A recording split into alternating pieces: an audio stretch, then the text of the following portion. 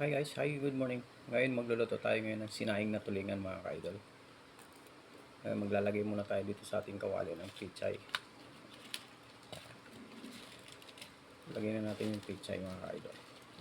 Sa ilalim yung pichay mga ka-idol ha. Maglalagay tayo ng ano dyan. Ayan. At ilagay na natin yung tulingan. Sinaing na tulingan to mga ka-idol. Ayan.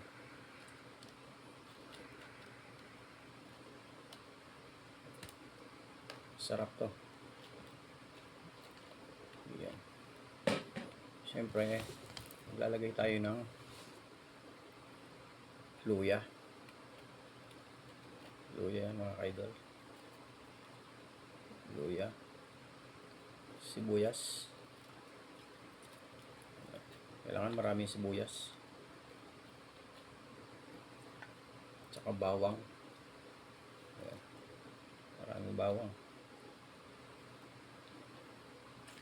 Kamatis mga ka-idol. Kamatis. Ayan, maraming kamatis yan kailangan. Tsaka yung sili. Siling habato mga ka-idol. At paminta. Ayan. Paminta mga ka-idol. Tsaka lagyan na natin siya ng asin. Ayan.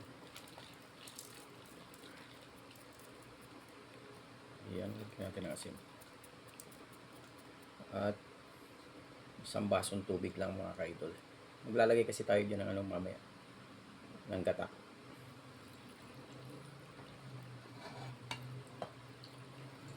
Ayan. So ayan mga ka-idol.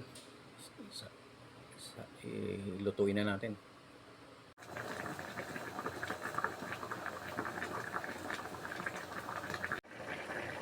So ayan mga ka-idol, ilalagay na natin ating gata.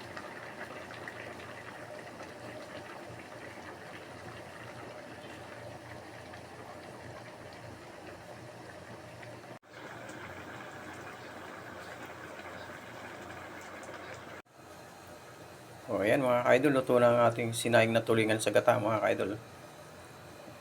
Let's kain na tayo.